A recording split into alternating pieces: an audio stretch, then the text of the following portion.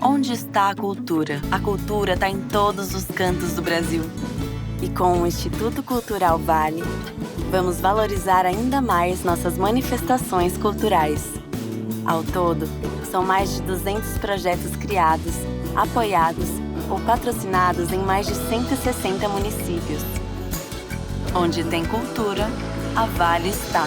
Apoiando e valorizando nossa cultura, crescemos e evoluímos juntos.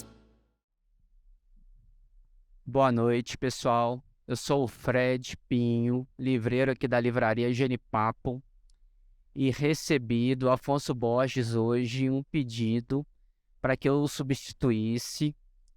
É um desafio para mim, tá? É uma coisa que eu nunca fiz, né? E é um programa que já existe há mais de 30 anos. Ele já faz isso, de promover a literatura aqui na cidade e no país inteiro.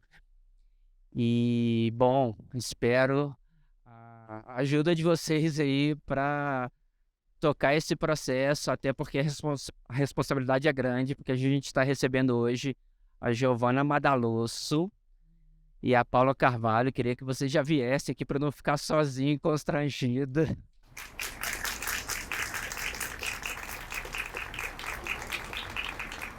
Antes, queria apresentar a Giovana. Então, Giovana é uma escritora que tem 3 livros publicados, além das coletâneas. Ela escreveu Teta Racional, Tudo Pode Ser Roubado e Sweet Tóquio, que eu até confessei para ela, eu estou no meio da leitura de Sweet Tóquio, estou adorando, tá? E a Paula Carvalho, né, escritora também, editora, que escreveu Direito à Vagabundagem, da Isabelle Ebenhardt, né? E a história que trouxe essas duas aqui foi a seguinte: a nossa livraria, depois de um evento como esse, ela sofreu um arrombamento, né? E eu cheguei aqui de manhã e identifiquei que algumas coisas tinham sido roubadas. Na verdade, foi até a Tati que está ali, que recebeu a polícia e fez o inventário das coisas que tinham sido roubadas. Bom, foram roubados aqui um notebook, um telefone celular, uma caixa de som, o dinheiro que a gente tinha no caixa e alguns bonés, o boné da Genipapo também. Foi o que a gente logo identificou, né, entre os bens furtados. E aí eu fiquei incomodado com aquilo e falei, quer saber, eu vou escrever uma história, mas sobre esse furto, até para dar uma visibilidade sobre isso, né? Mostrar as dificuldades que a gente tem aqui de manter uma livraria e também como uma forma de falar dos problemas da cidade grande. Só que para dar um pouco de pimenta, de tempero à história, eu inventei que 2 livros tinham sido furtados. O assaltante, ele tinha uma curadoria literária na minha história, porque ele levou o Tudo Pode Ser Roubado, da Giovana, e o Direito à Vagabundagem, da Paula, né?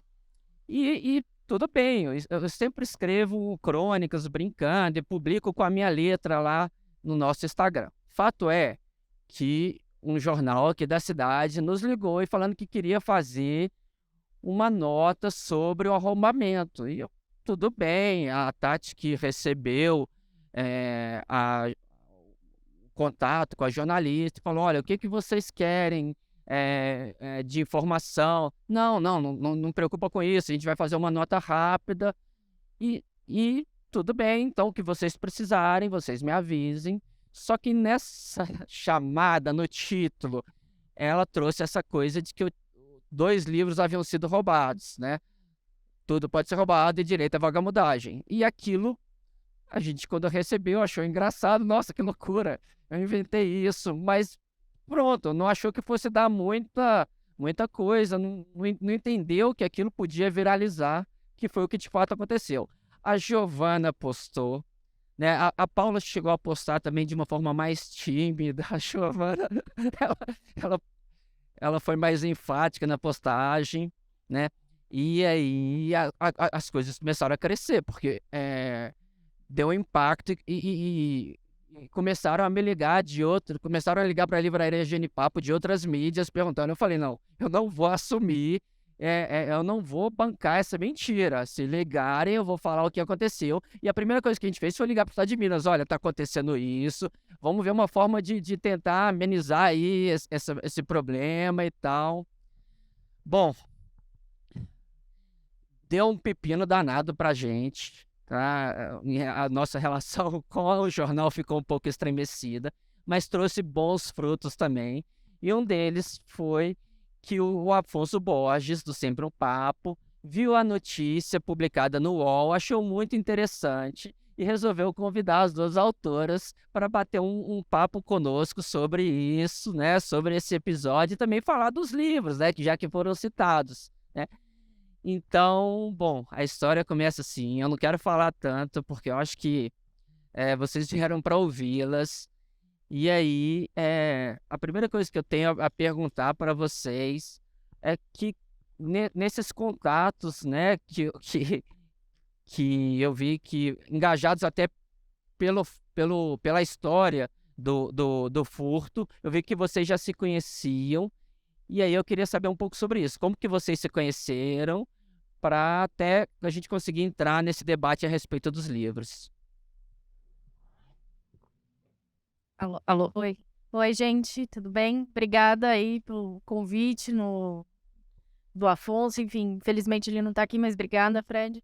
A Giovana, eu conheci ela na revista, sou editora da revista 451, é a revista literária, e teve um podcast que a gente fez da Lígia Fagundes Telles, que a Giovana foi uma das entrevistadas, aí depois eu chamei ela para escrever uma resenha de um livro pra gente, ela aceitou gentilmente. E aí depois a gente se envolveu numa história que tá dando frutos também até hoje, que é o que é um movimento, né? Virou um movimento que é um grande dia para as escritoras, que a Giovana mandou um e-mail para mim, para o Paulo Werneck, o editor-chefe da revista, querendo fazer uma foto das escritoras, né, contemporâneas hoje no Brasil para publicar na revista. Isso era uns 20 dias antes de ter a Feira do Livro lá no Pacaembu, em São Paulo. E aí a gente teve uma ideia de fazer essa foto na feira. Só que aí foi meio loucura, porque a gente tinha a gente tinha 20 dias para organizar isso. Aí, para ajudar a fazer isso, a Giovana chamou a Natália Timmerman, que é escritora, também bastante amiga da Giovana. E aí a gente começou a fazer uma força-tarefa para fazer essa foto. E aí, né, de uma forma muito espontânea, sem a gente esperar, várias outras cidades começaram a falar que iam fazer, né? A segunda foi Brasília, Belo Horizonte também foi uma das primeiras, que quem organizou foi a Cris Rodrigues, que tá aqui na frente também. Rio de Janeiro, enfim, aí viralizou também, era uma coisa que a gente não esperava. E aí, a partir disso, a gente fez... teve 51 fotos em 48 cidades diferentes, desde junho de 2022 até fevereiro desse ano. E agora a gente vai lançar um livro, né, pela Bazar do Tempo, com todas as fotos de todas essas cidades, com depoimentos de todas as organizadoras, com textos meus, da Giovana, da Natália, da Esmeralda Ribeiro, que foi muito importante para trazer os movimentos negros, os coletivos negros em São Paulo, principalmente. A Soni Fersek, que é uma liderança e escritora lá de Roraima, que também foi importante para trazer a literatura indígena. E a Débora Goldenberg, que é uma escritora que depois fez uma pesquisa com um monte dessas escritoras, traçando um perfil de quem são essas mulheres que estão escrevendo hoje no Brasil, né? Então, a gente está fechando o livro esses dias também, então é bem emocionante. A gente também está fazendo um podcast, que também deve ser lançado na feira, uns dias antes da feira. E tem vários outros desenvolvimentos aí, né? E aí, desde então, eu e a Giovana, a gente tem quase se falado diariamente, assim, né? Acho que sim. E resolvendo tudo por áudio de zap, assim. Que a Giovana adora um áudio. Não dá para resolver tanta coisa assim por mensagem escrita, né? Olha só. Então, bom, primeiro eu queria falar que eu estou super feliz de estar aqui. Obrigada por terem me trazido sempre um papo, a Geni Papo. Obrigada por essa sua ideia. O meu primeiro livro também, quando eu escrevi, eu achei que ninguém ia ler. A gente tem que cuidar com o que escreve. Foi ótimo que você fez. Eu vim para Minas, é minha primeira vez em Minas. Estou super feliz aqui, minha primeira vez em BH. Eu só vou fazer um adendo, né? Porque eu sempre quero comentar alguma coisinha a mais, ela me conhece. Tem aqui, eu sei que tem a Cris, a Marcela Dantes, tem mais alguém que estava na foto aqui de BH das escritoras? Olha aí, ó, que legal, tá vendo? Eram mais de 200 escritoras na foto de BH, né? É importante dizer isso, foi uma das maiores. Sim. Não, eu queria só, o adendo que eu quero falar da história da foto é que as coisas que eu acho muito bonitas é que exatamente um ano atrás essa ideia não existia, não tinha nem aparecido ainda e aconteceu muita coisa em um ano, né? Muitas relações se formaram, as fotos uniram mulheres, geraram desdobramentos. A Cris aqui já fez uns 500 projetos a partir da foto, que é esse furacãozinho. Mas o que foi mais interessante para mim é que no primeiro momento, quando a gente resolveu começar esse movimento, a gente achou que estava fazendo uma coisa muito legal, porque a gente ia fazer uma celebração e um registro da escrita feita por mulheres no Brasil.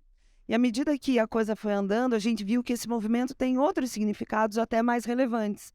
Né? Primeiro teve aquela coisa que chamou muito a atenção, que eram as mulheres ligando para a gente, falando, será que eu sou escritora? Eu posso estar nessa foto?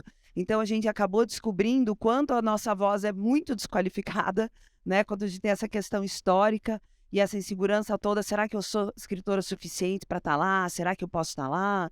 Né? Tinha uma escritora negra maravilhosa que estava sentada na minha frente no dia da foto, a Lene Blue, que falou, nossa, eu tenho... Quantos são? São 13 textos e antologias e eu quase não vim porque eu não me sentia escritora o suficiente para estar aqui.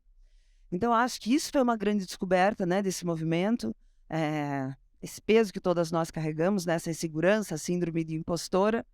E só agora, quando a gente começou a concluir o livro, vendo esse material final, que me deu uma outra alegria, que foi assim, isso aqui não está só mostrando as escritoras ou celebrando, a gente está mostrando muito do que, né, junto com outros movimentos, claro, de literatura feita por mulheres, a literatura fora do eixo, né, porque a gente é muito focado no eixo Rio-São Paulo, nas grandes cidades, e nesse movimento a gente descobriu assim, uma coisa incrível, a riqueza, a quantidade de mulheres escrevendo em todo o Brasil. Tem cidadezinhas pequenas lá do sul, que eu não sabia nem que existia, cidade ribeirinhas, e tem lá 20, 30 mulheres com os livros no coreto da praça. Né? Então, essa história que, às vezes, os jornalistas ligam para a gente falando assim, passa contato de escritora, a gente procura, mas não tem muita escritora, as mulheres não conseguem escrever muito, elas estão escrevendo em todos os lugares. Esse livro que a gente lança agora em junho é um convite para que as pessoas possam olhar para essa literatura poderosa que está sendo feita, às vezes, fora do radar da mídia.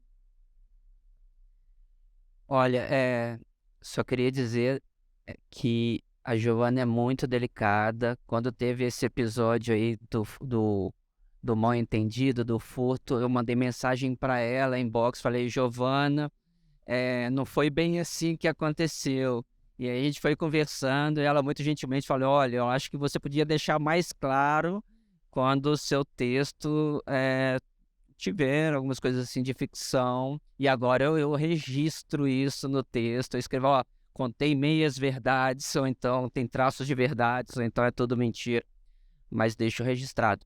E uma coisa que eu acho que conecta vocês e também esse episódio é que eu trouxe esse nome, né, o título Direito à Vagabundagem, porque se tratava de um furto, mas recente, a Giovana também publicou um texto na Folha em que ela fala sobre vagabundagem, e o livro da Paula também traz isso. Vocês, de certo modo, ressignificam a vagabundagem. Eu queria saber como, o que vocês têm a dizer sobre essa palavra e como que vocês estão trabalhando ela nos textos de vocês. enfim, a minha introdução desse livro tem toda uma explicação sobre isso, né, de tentar tirar o peso, né, que essa palavra vagabundagem tem, né, principalmente para uma mulher, porque vagabunda tá ligado, ou vagabundo, né, tá ligado a quem é uma mulher da vida, né, que na verdade o vagabundo é quem tá na rua e tá vagando por aí, né, uma pessoa que fica vagando. Então, mulheres vagando por aí não são vistas de uma forma bem aceita socialmente, porque as mulheres têm que ficar em casa, né? E pelo menos as mulheres burguesas, né? Então, a Isabelle é uma personagem que realmente existiu. Meu livro, na verdade, é de não ficção, né? Ele não é uma ficção.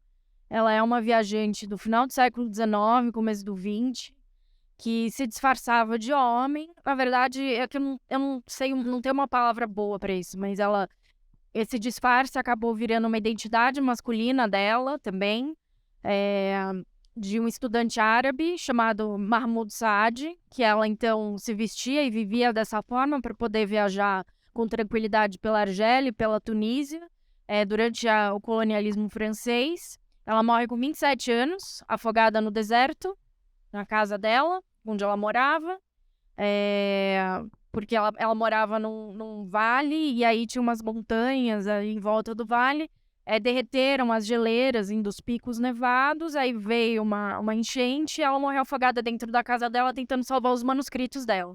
Porque ela, como grande parte das mulheres do grande dia, queria muito ser escritora, e ela queria ser validada como escritora. O sonho dela era ser escritora.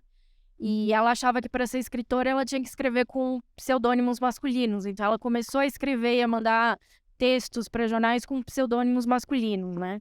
E ela tinha vários projetos. Aí depois ela conseguiu publicar, ela publicava relatos de viagem, notícias, ela virou jornalista, uma das primeiras correspondentes de guerra, mulheres também.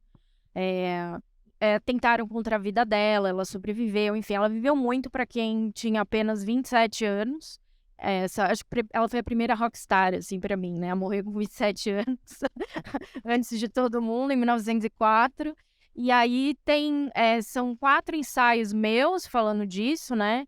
Sobre os vários tipos de vagabundagem dela, porque ela não só vagava por aí, ela vivia uma vida bem nômade mesmo, ali no deserto, mas é uma vagabundagem no sentido da própria identidade dela, porque ela ia do gênero masculino para o feminino conforme a situação, conforme ela queria. Ela tem uma vagabundagem étnica, né? Porque ela é uma mulher europeia, mas então ela queria ser árabe em determinados momentos. Ela era muçulmana, ela se converteu, mas ela era muito rock and roll mesmo, assim. Ela ia em bordel, ela fumava kiff, usava drogas, dormia com um monte de homens. Ela não era lésbica, isso é importante dizer. Ela casou com um homem, um oficial argelino. Então ela era tão, eu acho ela tão, ela vive a liberdade no seu extremo, assim, pro bem e pro mal. E tem uma personagem do Tudo Pode Ser Roubado, que é a Tiana, não sei pra quem leu, que é a amiga travesti dona de brechó da Rabudinha, que tem uma hora que ela fala assim, nossa, porque acho que tem alguma coisa a ver com mudar o nome social, querem que ela faça a cirurgia, alguma coisa assim. E aí ela falou, nossa, mas por que eu preciso escolher entre ser homem e ser mulher? Eu só queria ser, sei lá, ser eu, alguma coisa assim, né? Não queria escolher. E a Isabelle, acho que viveu essa frase da Tiana, né? Tudo que é possível e não. E aí outra coisa de vagabundagem que eu comento no final é que no final da vida dela, né? Ela foi pouco publicada, né? Quando ela estava viva. Um amigo dela, um editor dela, o Vitor Barrocan, se apropriou dos textos dela, de todos os manuscritos dela, e mexeu em todos os manuscritos dela. Na visão dele, ele melhorou os textos dela, mas na verdade ele deixou mais floreado, deixou assim, bem ao gosto francês, bem romântico, assim, sabe? E aí criou uma personagem exótica, dessa cavaleira nômade, meio sedutora, que andava no seu cavalo pelos desertos e tal. E ela não era exatamente assim, né? Então ele, enfim, ele se apropriou da própria narrativa dela e da própria história dela e criou essa personagem que fez muito sucesso na época, na França. E aí, só no final dos anos 80, que 2 pesquisadores foram no arquivo na França, compararam cada manuscrito, né? Porque todos os manuscritos têm a caneta roxa dele, né? Eu vi alguns não ao vivo. Então, aí, esses textos, que a outra parte são os textos dela, né? Eu fiz uma seleção de textos dela. E são esses que tiveram essa... trouxeram a voz dela, né? Sem as mexidas ali do Barrocan. E ela para quem gosta da Patti Smith, ela é uma das grandes referências da Patti Smith. Ela até escreveu um poema para ela. Então, enfim, ela era, enfim, bem rock and roll, assim. E essa é a vagabundagem. Leiam. Quem não leu, leia, eu recomendo muito. Eu adorei esse livro. E li depois de Tudo Pode Ser Roubado. E li antes de escrever uma crônica para a Folha, chamado Sejamos Todas Vagabundo, porque esse livro já estava lá latejando na minha cabeça. E eu falo um pouco disso, né? Não vou entrar na crônica, vou falar do Tudo Pode Ser Roubado, mas só para comentar, que é uma coisa muito básica, mas que eu fui olhar no dicionário e realmente a diferença entre o feminino, que é definido como vagabundo, e vagabunda é uma diferença muito grande, né? Eu acho que Tudo Pode Ser Roubado é uma homenagem à vagabundagem, sim. Não foi tão calculada, mas eu vim do meu primeiro livro, que se chama Teta Racional. É um livro que conta muitas histórias de maternidade, histórias do feminino. E quando eu fui escrever o meu romance, eu encontrei lá, nos contos que eu não usei, que estavam no fundo da gaveta, essa história de uma garçonete que saía com as pessoas e roubava. E na hora que eu olhei para aquilo, eu falei, puxa, acho que essa personagem é interessante. Talvez valha a pena investir nela para um romance, porque eu pensei que ela saía um pouco daquele lugar tradicional do feminino, dentro da esfera doméstica, que eu não tenho nada contra. Aliás, voltei para isso depois no Sweet Talk, mas eu falei, poxa, por que não? A gente lê tanto a história do vagabundo e do malandro e a gente nunca vê a mulher nesse papel. E o processo de escrever um romance é muito curioso, né? Porque eu trabalhei nesse livro, eu lancei esse livro, e só quando eu comecei a dar as entrevistas sobre o livro, porque isso acontece muito com o escritor, né? Às vezes você não sabe nem sobre o que é o livro que você escreveu, e quando você começa a dar as entrevistas e ouvir a leitura dos leitores, né? É que você fala, nossa, realmente, então esse livro é sobre isso, isso e aquilo, aí você vai formulando. E aí que eu me dei conta que as pessoas perguntavam em quem você se inspirou, né, para escrever a Rabudinha, que é essa garçonete que, para quem não leu o livro, ela sai na noite paulistana, trabalha como garçonete, sai na noite paulistana, transa com as pessoas, vai para a casa das pessoas, homens e mulheres, rouba objetos de luxo e vende no brechó dessa amiga, que é essa trans. E depois, num certo momento lá, ela resolve roubar o Guarani, que é uma obra mais cara, tal, enfim, que é aí outro fio narrativo da história. E aí eu me dei conta que para escrever essa mulher, primeiro eu me baseei na minha experiência como garçonete, porque minha família toda são donos de restaurante. Eu fui garçonete em Curitiba há muitos anos, hostess, fui garçonete em Nova York, onde eu estudei roteiro de cinema. Fui uma péssima garçonete, demitida de todos os meus empregos, mas valeu muito a pena estar lá. Mas a minha grande inspiração foi a minha avó. E aí eu fiquei pensando na minha avó. Nesse momento eu entendi como nós não entendemos a minha avó na minha casa, porque a minha avó, minha mãe vai detestar saber que eu estou falando isso, mas a minha avó era uma malandra, aprontava algumas coisas e sempre teve aquela coisa, puxa, mas a avó não é fácil, a avó é meio trampa, trocava os empregos, fazia uns trabalhos esquisitos, arranjava umas coisas de um jeito estranho. E hoje eu percebo porque ela fez isso, porque ela foi uma mulher que decidiu ir embora, né, do certo casamento e da cidade em que morava, com um filho na barriga e uma filha no colo. E uma mulher pobre, para se virar com 2 filhos naquela época, foi super marginalizada, ela tinha que fazer aquilo que dava. Então, ela virou essa mulher, né, que percorre e se vira como pode pela força das circunstâncias. E eu acho que a Rabudinha tem muito disso. A Rabudinha tem muito da Giovana, que chegou em São Paulo, vinda de Curitiba com, sei lá quantos anos, eu tinha 25 anos, fascinada por aquela cidade enorme, né? Até hoje eu adoro olhar. Ando por São Paulo, aqui também tem bastante, olhar para as janelas e ficar imaginando o que tem dentro de cada lugar. E eu vivi a noite paulistana intensamente durante anos. Então, assim, eu entrei na casa de muita gente, eu só não roubei os objetos porque eu fui ensinada que não deveria fazer isso, mas em alguns momentos até tive desejo, porque eu vi cada coisa linda. E fui na casa dessas pessoas super interessantes, e eu acho que esse é um livro que é quase como um tributo a São Paulo, a paixão que eu tenho por esse lugar. Também a surpresa que eu tive de finalmente chegar naquela cidade grande que eu esperava, e começar a trabalhar nos lugares bacanas, né, e conhecer aquelas pessoas que controlam a mídia e têm dinheiro e são tão bem-sucedidas, e ver o quanto aquilo, no final das contas, não adianta muita coisa, porque o vazio existencial está em todos os lugares, né? Todo mundo comprando as suas coisas e ganhando mais e conseguindo mais um emprego, e os mesmos problemas repetindo em todas as relações, em todos os lugares. Então esse livro é para falar disso, né? Para falar dessa conquista material que é ilusória, que não apazigua. E foi muito curioso que quando eu terminei de escrever esse livro, as pessoas falam, quando o escritor termina de escrever um livro, não dá uma certa tristeza, a hora de se despedir do personagem? Em geral, não, mas nesse caso sim, porque eu fiquei pensando, puxa vida, agora não vou poder mais entrar na casa das pessoas e roubar algumas coisas interessantes, que foi o que eu fiz com a Rabudinha nessa história. Giovanni, eu confesso que eu fiquei pensando nas suas referências literárias, no Tudo Pode Ser Roubado. Eu pensei no Murakami, não sei se ele chegou a ser uma referência para você, porque tem um livro que tem uma personagem também que tem essa coisa de ela é tipo um assassino, assim, e tem uma coisa de uma mulher moderna, jovem, e eu lembrei um pouco da sua personagem. Agora, no Sweet Tokyo, eu fico pensando muito no livro Canção de Ninar, da Leila Slimani. Só que, olha só, no lugar de livreiro, muitas vezes as pessoas chegam aqui, me indica um livro que eu quero dar para minha esposa. E eu sabia da história do Sweet Talk, era um dos livros que eu indicava. E vou indicar mais ainda, que agora eu tô lendo, né? E o que acontece é que muitas vezes, não, minha esposa tá grávida, e aí acaba sendo um tema muito sensível. Você tá dizendo aí que a criança foi sequestrada e tal.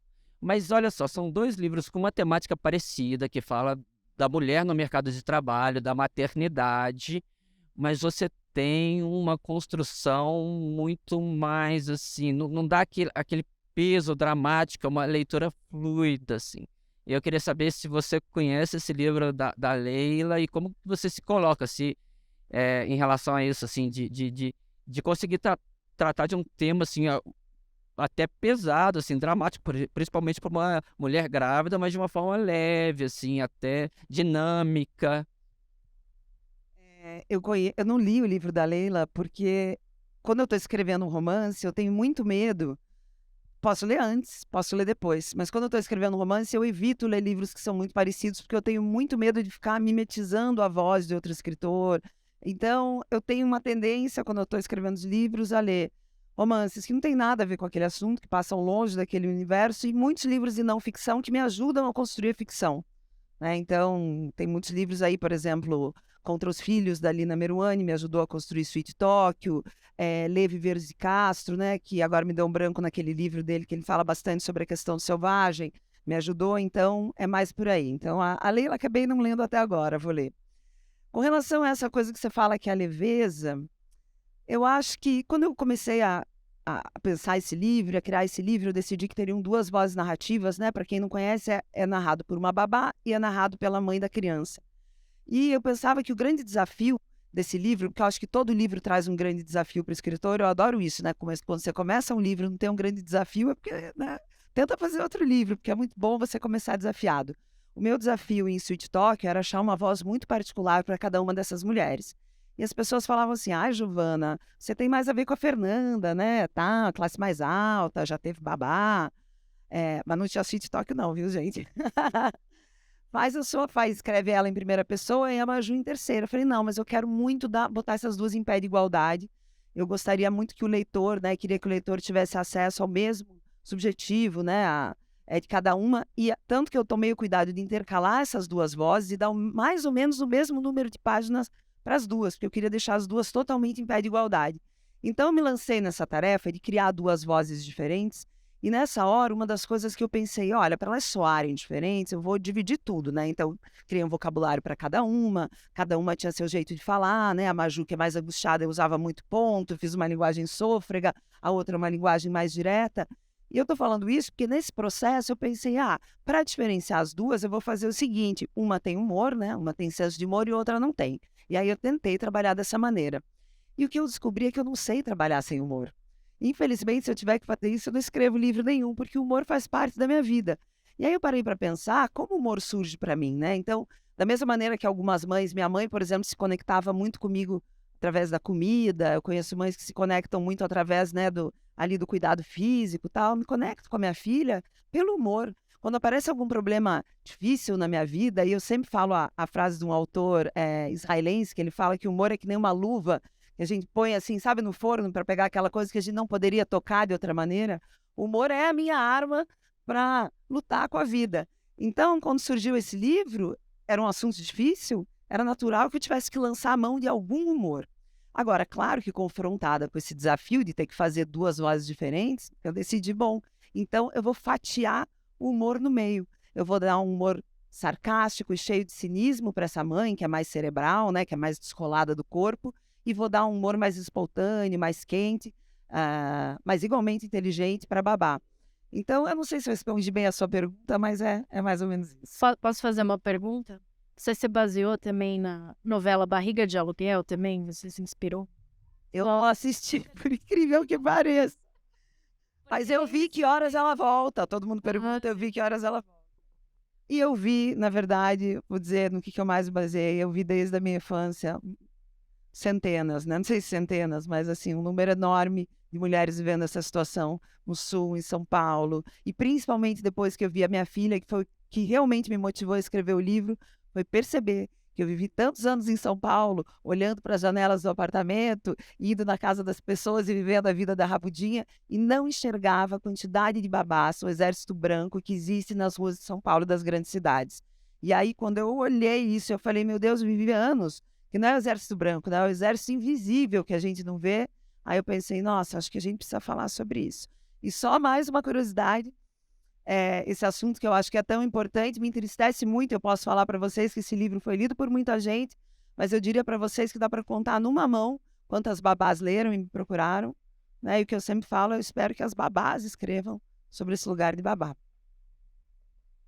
Paula, eu ouvi uma frase sua comentando a respeito do seu livro, dizendo que a lenda às vezes é mais interessante do que a realidade, né? E eu fiquei pensando sobre a importância, você fala de devolver a integridade do texto, né? De resgatar essa figura agora no século XXI, uma figura que viveu ali entre o século XIX e o século XX, né? Que movimento é esse, né? Porque recente a gente lançou um livro aqui, né, que resgatava mulheres que participaram da Inconfidência Mineira, que estavam silenciadas pela história, né? Então eu queria saber sobre isso, né? Como trabalhar contra esse apagamento e como que é esse trabalho e como você percebe a publicação do seu livro agora. Essa frase que o Fred comentou é uma frase que o Vitor Barrocan falou sobre a Isabelle, né, defendendo todas as apropriações que ele fez e a criação da personagem, e é o título de um dos capítulos também, é um capítulo que eu falo dele. E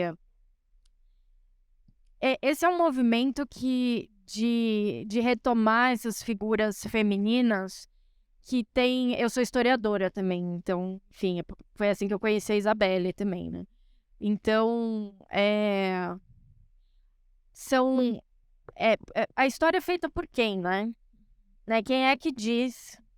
Quem que vale a pena ser imortalizado? Quem é que vale a pena ser ouvido, né? Passados séculos, né? Por muito tempo, a gente acha, né, que as mulheres não estavam produzindo nada também, que nem as escritoras, né? A gente acha que... a Virginia Woolf fala muito isso, né? Num Teto Todo Seu, né? E aí ela vai tentar buscar essa genealogia, né?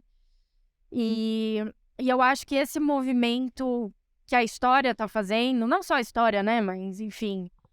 por exemplo, a Rosa Monteiro faz isso no livro Nós Mulheres, a Isabelle tá nesse livro também, de recuperar essas pioneiras, né, vamos dizer assim, para ficar menos solitário, a Virginia Woolf fala muito dessa solidão, né, ali, né, de ser a exceção, né. Então, acho que não só com mulheres, né, mas, enfim, grupos racializados também, né, que a gente nunca sabe ou sabe muito pouco, né, dessas histórias. Em geral, também porque não tem documentação sobre isso, ou então a documentação foi desapareceu, nunca existiu, enfim, ninguém achou que era importante guardar.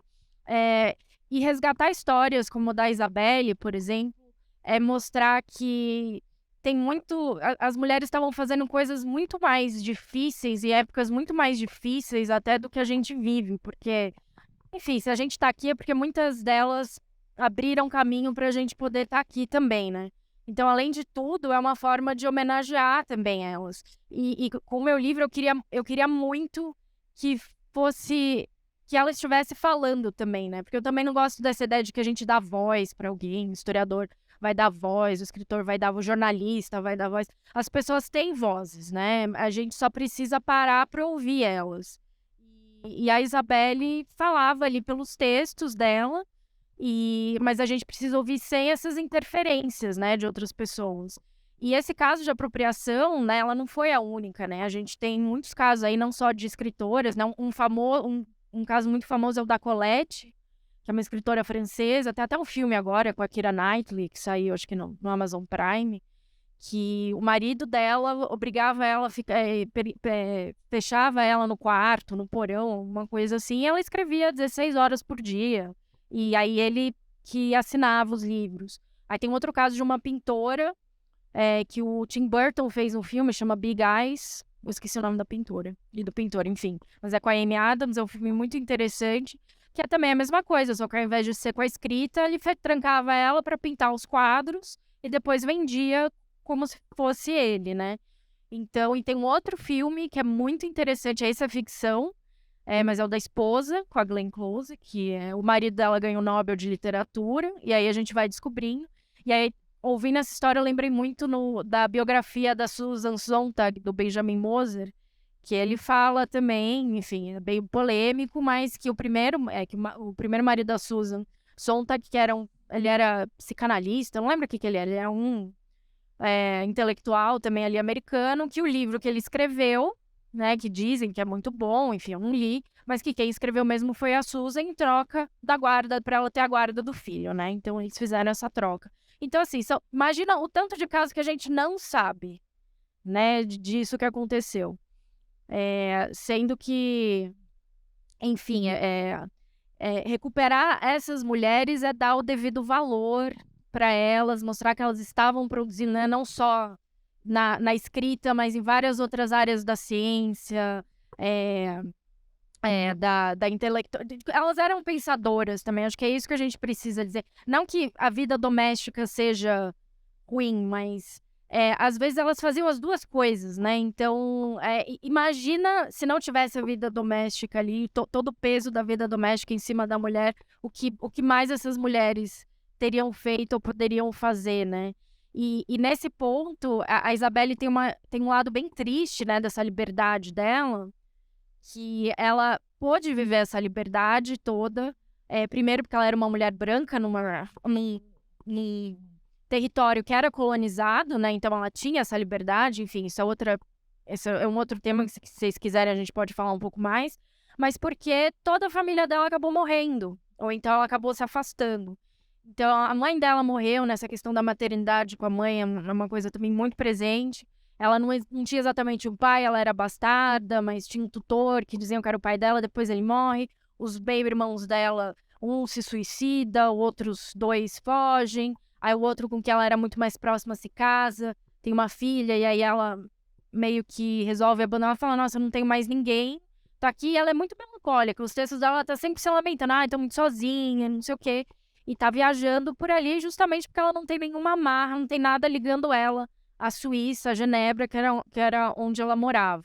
Ou Marsella, que depois é onde o irmão dela vai morar, né? Então, ela pôde viver isso porque ela não tinha mais ninguém para perder, né? Então, acho que isso também é um outro lado dessa liberdade, né? Giovana, Até uma frase, a Paula falou uma coisa agora que é sobre o processo da escrita, essa coisa da solidão. Até lembrei um pouco de um texto que eu li da Marguerite Duras, em que ela fala sobre esse processo de escrita, que tem uma carga de solidão, mas ela fala também uma coisa que me chamou a atenção, que a escrita é sempre você caminha num campo do incerto também, né? Você começa a escrever, você não sabe exatamente onde você vai parar, muitas coisas acabam se construindo no próprio processo. Escrita é uma vagabundagem. A escrita já traz essa vagabundagem, né? Mas, por outro lado, diferente de você que faz um resgate histórico, a Giovanna, ela tem uma construção das personagens, assim, ela tem personagens muito marcantes, com personalidades fortes, assim. Eu queria saber como é que é esse seu processo de construção das personagens e o planejamento da escrita também. A Marguerita certa e é sofrida, é uma vagabundagem, é vagabundagem, né? Andando com 1000 quilos de pedras nas costas. Porque tem dias que é fácil e tem dias que é difícil. Mas o processo de escrita é isso também, ele é muito prazeroso, às vezes ele é muito duro, né? Eu dou uma oficina de construção de personagem, eu falo, gente, a gente segue sofrendo, né? Tem dias que o escritor tá lá, escreve umas páginas e pensa maravilhoso, e tem dias que não sai nada, ou que você lê e fala, nossa, sou terrível. Sou um embuste. Mas esse processo de criação de personagem, para mim, é uma coisa muito... Eu só fui elaborar isso quando eu resolvi dar as oficinas. Antes eu nem pensava, é uma coisa que vem para mim muito naturalmente, que eu gosto.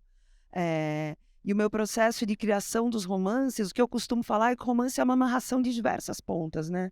Às vezes as pessoas acham, então você assim teve um dia a ideia do romance. O romance ele vem se formando, né? Acontece uma coisa ali, uma coisa aqui.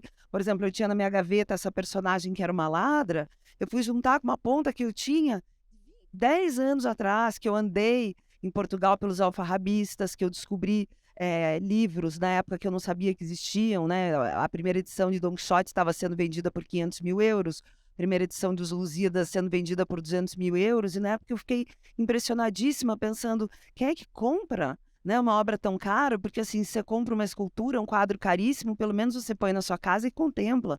Mas quem é que compra esses livros que não podem nem ser manuseados? E eu fiquei com essa pergunta latejando na minha cabeça durante 10 anos, mais de 10 anos. E aí, essa pergunta encontrou na minha gaveta a personagem, que poderia me dar a resposta. Eu tenho fascínio pelos meus personagens, eu amo eles, porque eles vão me levar para conhecer aquelas coisas que, no fundo, eu quero muito saber a respeito, mas eu nunca estudei, eu não tive tempo de estudar.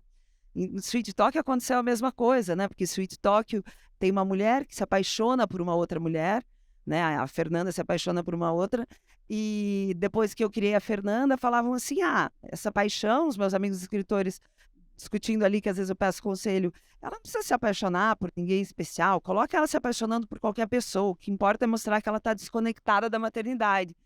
E aí eu entendi que nada num romance é aleatório, porque cada personagem, por menor que seja, mesmo que seja secundário, ele abre a porta para a gente, para universos diferentes. E a Yara, por exemplo, me levou para assuntos que eu também queria estudar, porque há anos eu tinha muito interesse pelos indígenas, e foi porque a Yara existiu e porque eu criei a Yara que eu pude ir para a Amazônia. Eu, de fato, fiz essa viagem, que eu pude estudar algumas coisas lá. E também, não só isso, né, que ela também trouxe outros pontos de vista para o romance. Então, é a junção de várias pontas, é a junção de várias áreas de interesse.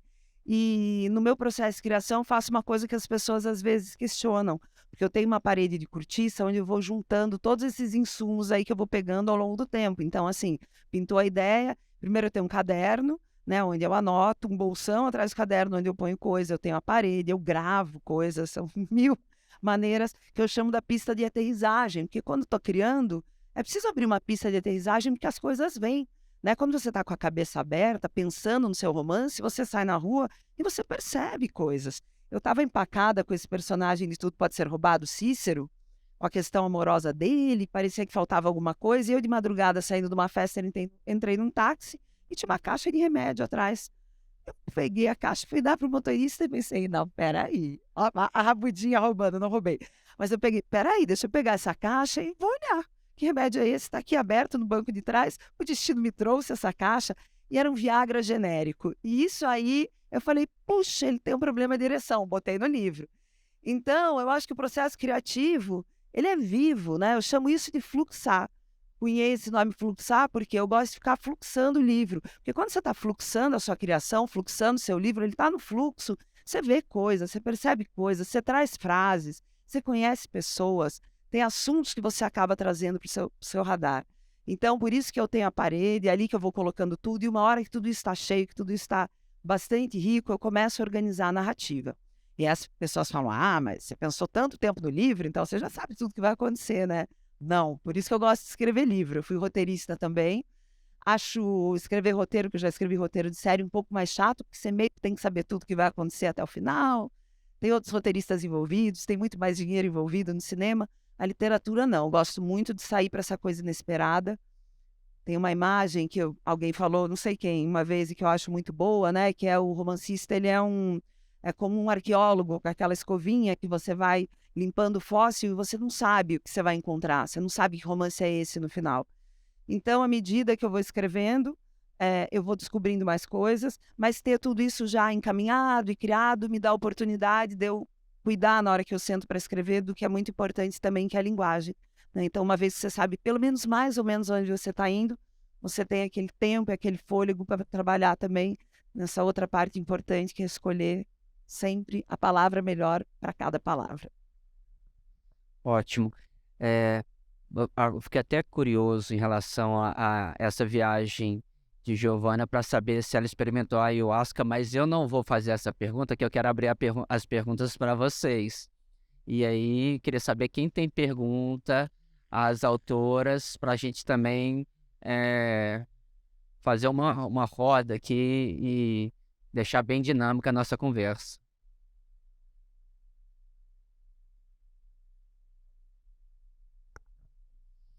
Oi, gente, boa noite. Eu vou fazer uma pergunta para cada uma de vocês. Para a Giovana, que estava falando sobre o processo de criação, eu queria saber se você está criando algum livro novo, se está com algum personagem novo. Como eu sei que você voltou para Curitiba, se essa coisa da cidade, igual tudo pode ser roubado, né? É um tributo a São Paulo. Se essa coisa da cidade também é algo que perpassa seus outros projetos literários. E para Paula, eu queria saber com essa coisa da... Eu não sei se eu posso falar voz narrativa, porque é não ficção, né? Mas como eu sou do meio acadêmico, como escrever não ficção de uma maneira que não seja chato, que não tenha a coisa do peso do acadêmico.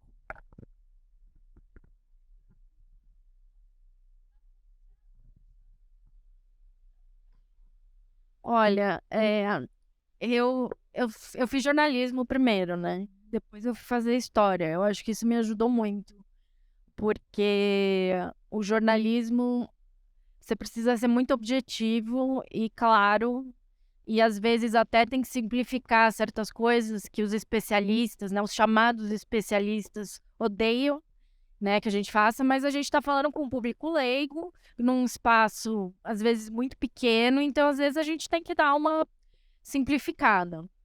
E, então, eu aprendi a escrever na prática, trabalhando com jornalismo, né, eu tive sorte também que eu trabalhei mais com cultura, que era uma coisa que eu sempre quis fazer, então era também um pouco mais aberto para... não era hard news, né? Não é aquela coisa bem certinha, né? Do lead, papapá. Então, eu trabalhei numa revista de cinema, eu trabalhei na Folha também. Cheguei a trabalhar na Ilustríssima com Paulo Werneck, também foi assim que eu fui trabalhar na 451, também porque a gente se conheceu antes. Então, o fato de eu ter que saber ser muito clara na forma como você vai passar isso, né, no jornal ou no site, me ajudou muito quando eu fui fazer história. Porque eu aprendi, até de uma forma meio instintiva, a desconstruir um texto. Eu hoje em dia, assim, escreve determinada coisa, às vezes é um modelo, projeto para a FAPESP, por exemplo, né, para CAPES, para algum fundo de pesquisa. Ok, então você me manda 1 ou 2 modelos, aí eu olho, e aí eu já consigo meio desconstruir ele e falar, então precisa começar assim, precisa começar assado. Mas isso é uma coisa meio instintiva que eu acho que o trabalho do jornalismo e o trabalho com texto, né? Porque eu trabalho muito com texto o tempo inteiro, né? Hoje eu edito, né? Muita coisa. Então, você consegue saber que caminhos o texto precisa ter, o que está faltando, né? Então, e aí, quando eu fui para o mundo acadêmico, eu não vou dizer que eu sofri, eu só tive uma crítica uma vez só, que eu tenho certeza que foi um recalque, assim, de quem foi o meu parecerista, assim, eu tenho absoluta certeza. Que ele foi a primeira pessoa que falou mal do jeito que eu escrevia. E aí eu fiquei muito brava. Porque eu não coloco, às vezes... Era um artigo, assim, para uma revista decente. Eu não tinha colocado introdução, desenvolvimento, sabe? Não tinha colocado aqueles subcapítulos, porque tava tudo ali. E aí ele queria um negócio mastigadinho. E eu não escrevo assim, né? Quando eu escrevo qualquer coisa acadêmica, eu quero contar uma história. Não importa o que seja. Porque tem muitos livros acadêmicos com pesquisas maravilhosas que eu não consigo ler. Eu tive que ler muita coisa para o meu doutorado, para o meu mestrado. Aí eu começava a dormir, assim. E eu precisava ler aquilo inteiro. Eu falava, nossa, mas tá muito chato isso. Essa escrita tá muito burocrática. E não tem problema, eu acho. Mas, assim, tem algumas modelos que você tem que seguir, né? Você tem que fazer citação, você tem que fazer certas coisas. O primeiro esboço que eu fiz, rascunho, enfim, que eu fiz do meu texto da Isabelle, estava ainda muito acadêmico, assim, porque eu estava também escrevendo meu doutorado. Então, eu estava muito ligada nisso. Mas, e aí, quando as editoras me retornaram, fizeram sugestões, mudou alguma outra coisa, mas era basicamente transformar a citação em discurso indireto, sabe? Então, você contar com as suas palavras o que é. Então, ao invés na academia, você tem que mostrar que você leu, então você tem que citar direitinho. Aqui não, né? Aqui é uma coisa... Eu gosto muito de ensaio, né? Eu tô descobrindo. Porque é um tipo de texto que você pode trazer muita densidade, mas tem muito mais liberdade na hora de... Mais vagabundo. Mais liberdade na hora de você fazer as ligações, de você fazer citações, né? Por exemplo, editar a Bell Hooks, por exemplo, é muito difícil, porque ela não põe citação nenhuma, assim. Então, os preparadores, assim, os editores têm que ficar procurando, assim, quais são as referências. Então, porque o ensaio tem essa liberdade. E aí, você conta uma historinha. E um dos maiores elogios que eu já tive foi de um colega meu do mestrado, que leu o meu mestrado, que é sobre um outro viajante, não é sobre a Isabelle. É um outro viajante que também se disfarçava de muçulmano, porque esse é meu tema. E aí ele leu e falou, nossa, mas parece literatura, parece ficção que eu tô lendo. E pra mim isso foi um grande elogio, assim, porque porque é gostoso, as pessoas leem rápido, né? Assim, isso eu tomo isso com muito elogio. Tem gente que acha que na história, não sei como é que tá agora, mas tem padrões muito enrijecidos. Então, se os historiadores são convidados às vezes para escrever livros para o público em geral, eles recusam porque não se sentem preparados ou não querem simplificar as coisas. Só que isso é um problema, né? Como a gente vê hoje, porque aí esses vazios, esses vácuos são tomados por pessoas que começam a falar muita abobrinha, começam a falar coisas completamente insanas, erradas, factualmente erradas, e em geral, e acaba também abrindo espaço para jornalistas, né? O Laurentino Gomes. O que o Laurentino Gomes faz? Ele lê um monte de pesquisa e transforma aquilo num texto de fácil digestão, de fácil leitura. E aí é convidado para ver o arquivo no Texas e sei lá o quê. E aí os historiadores ficam morrendo de inveja. Mas por quê? Porque também não fazem esse esforço para falar com as pessoas de fora da academia. Mas também, não querendo colocar todo o ônus em cima dos acadêmicos, a gente também não tem aulas de escrita, tanto acadêmica quanto escrita... Nem no jornalismo eu não tive aula de português nem de escrita. Tipo, eles já assumiam que você já sabia escrever. Então, hoje eu releio os meus textos daquela época, eu odeio reler meus textos. Mas eu reli uma vez, eu falava, gente, que coisa horrorosa. Enfim, que agora, né, a gente já tá um pouquinho mais velho. Mas é isso, eu gosto de contar uma história. Você pode contar uma história fazendo citação, sei o quê, é só saber o fio condutor. Tipo, você vai pegar a pessoa e vai levar ela para aquele mundo, assim. É meio isso. é bem gostoso de ler. E você até falou sobre a coisa de ritmo, já vou chegar na minha pergunta. Mas assim, a gente tem que parar com esse sadismo de achar que assim, livro bom tem que ser difícil, para falar de assuntos profundos tem que ser chato. Não dá para falar da coisa mais profunda de uma maneira gostosa. E assim, eu gosto de ler coisas gostosas. E às vezes também, se é confrontado com aquele autor difícil, você fala, não, tudo bem, vale pagar o preço aqui, né, de fazer essa via crucis, porque vale a pena. Mas essa pergunta não era para mim. Então vamos lá voltar, deixa eu lembrar. Sobre o novo romance e sobre Curitiba. Às vezes eu tento acreditar com muita força que o trabalho do artista é como um trabalho como outro qualquer, sabe? Que eu não quero ficar essa coisa, essa glamorização, o artista, a afetação do artista. Mas, embora eu já tenha tentado muito provar para mim que não é, na verdade, porque geralmente a gente fica tantos anos trabalhando sem ganhar nada, acaba ganhando pouco, é um caminho muito incerto e a gente trabalha com muita paixão e com uma outra coisa que eu acho que distingue até o trabalho artístico das outras profissões, né? Eu já sou jornalista, fui publicitária, fui roteirista contratada, escrevendo histórias que não eram minhas para a TV.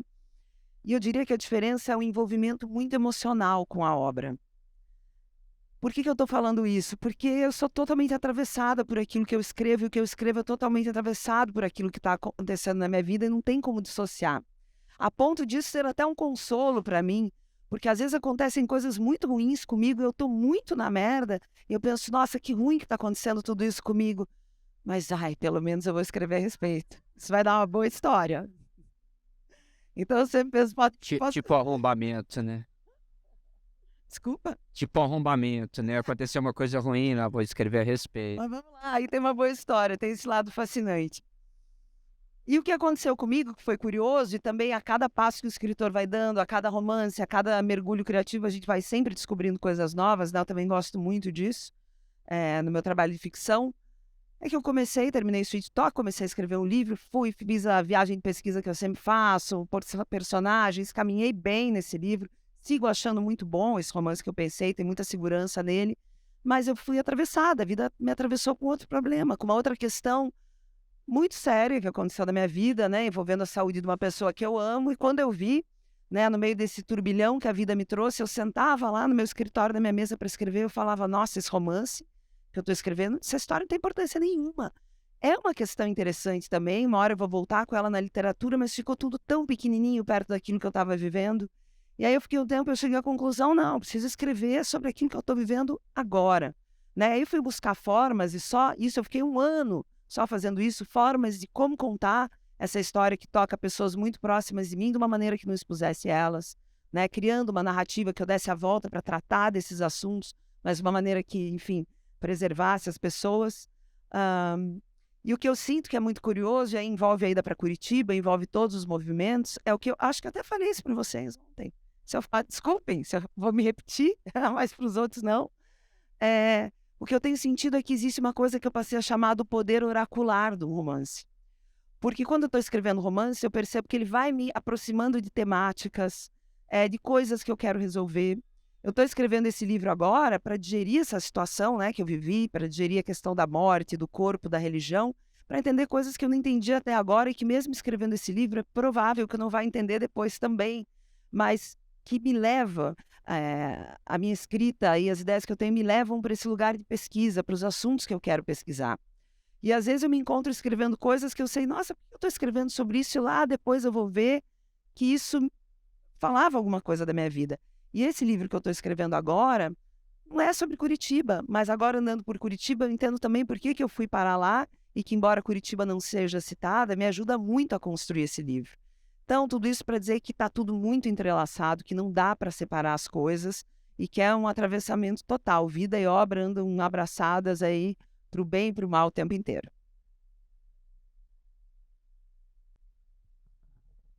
A minha pergunta é, qual é essa linha tênue e até que ponto a gente tem que ser realmente vagabunda para poder conseguir escrever?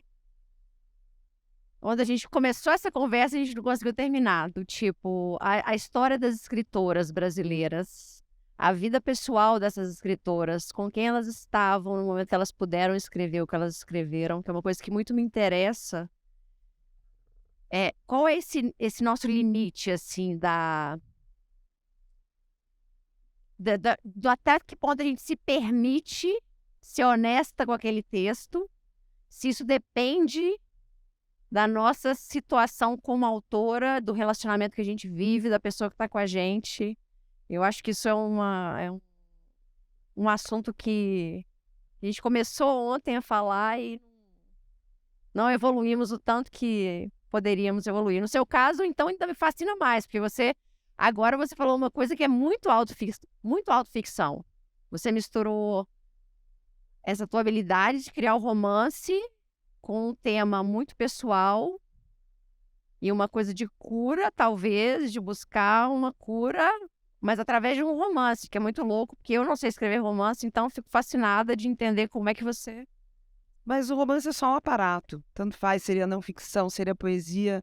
É o aparato para fazer a travessia dessa busca. Tanto faz essa forma. E eu acho... Eu não sei bem se eu entendi a pergunta, mas vamos lá. Eu tenho sentido as pessoas muito preocupadas na hora de escrever, né? Pelas questões identitárias. Então, nas oficinas, os homens me perguntam, será que eu posso falar disso? As mulheres também, será que eu posso falar disso? Eu sou uma mulher branca, eu sou um homem. Ou as pessoas, como eu tive, tem a questão, será que eu posso expor essa pessoa da minha família? Será que eu posso falar isso e aquilo?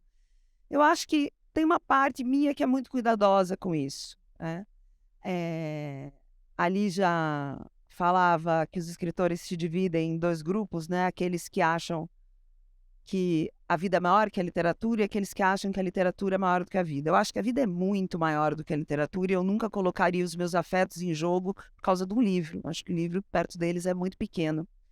Mas também eu acho que é muito importante que a gente consiga traçar um lugar e dentro do escritório, dentro da sala ou no meio da sala, nesse lugar imaginário composto por paredes onde a gente escreve, que a gente seja livre. Porque todas essas questões, esses medos, têm que ficar lá fora. Se a gente ficar o tempo inteiro pensando se alguém vai ficar magoado, ou se a gente vai ofender tal ou tal pessoa, ou se isso vai cair mal para aquele ou para o outro, a gente não consegue exercer a liberdade do escritor e do artista e a obra vai ficar morna, né?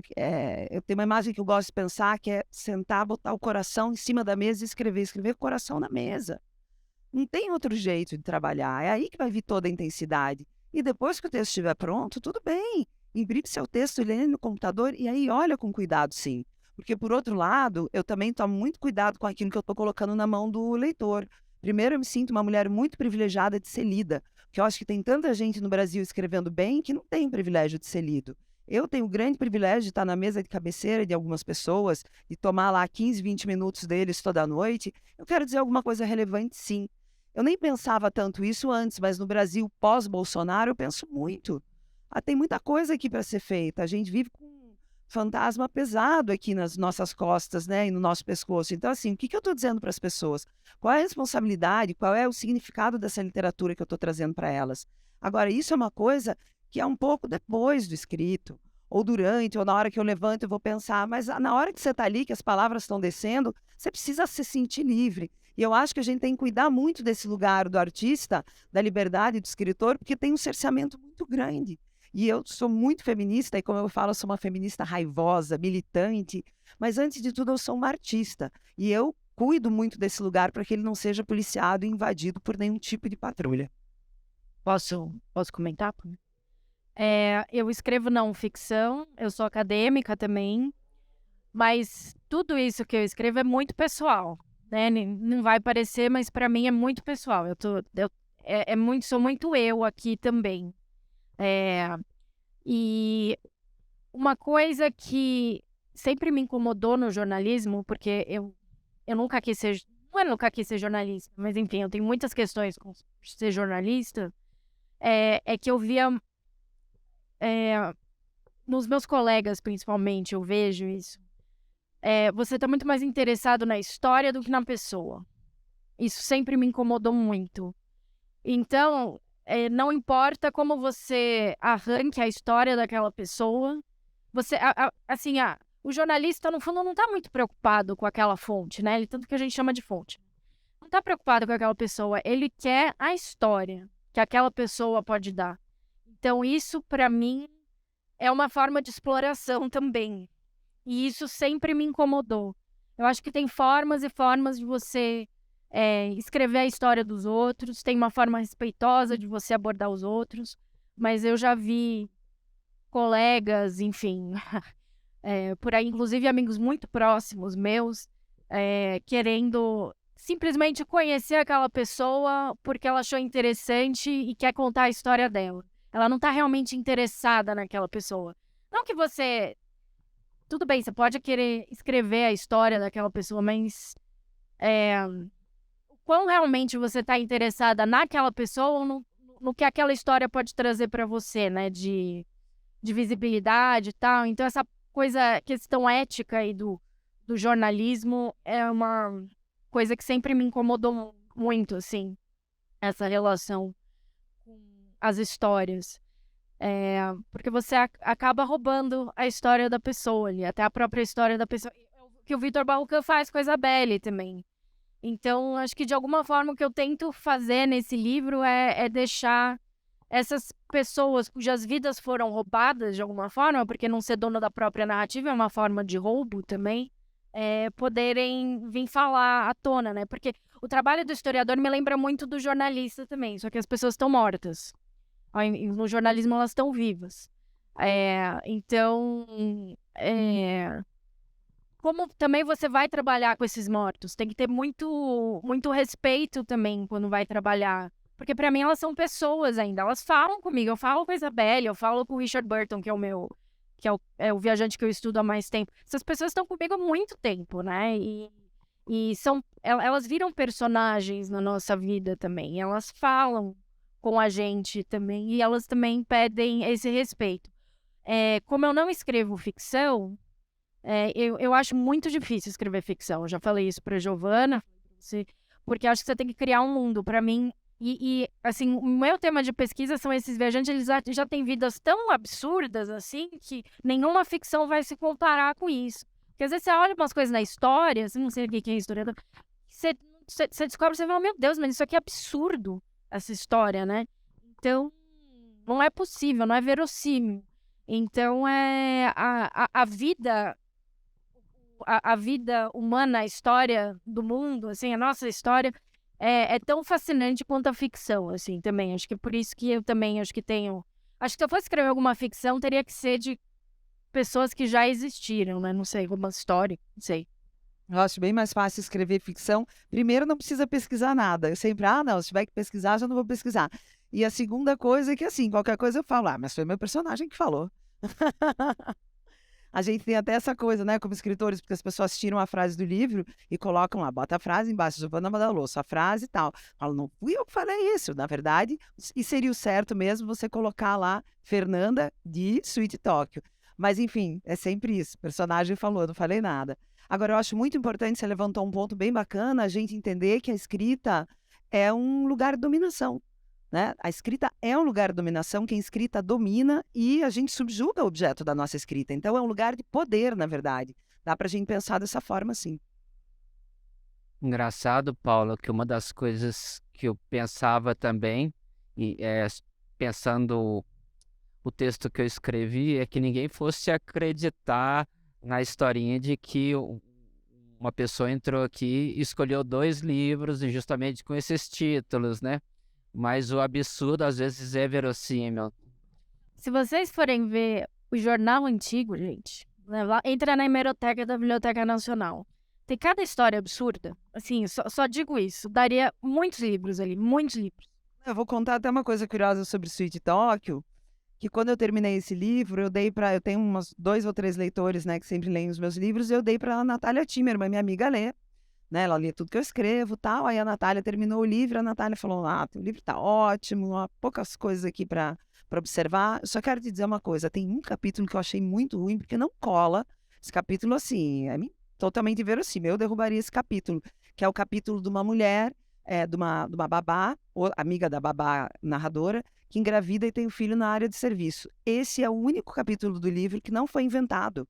Todo esse livro é inventado e esse capítulo aconteceu no meu bairro, fiz pesquisa jornalística e eu escrevi exatamente como foi.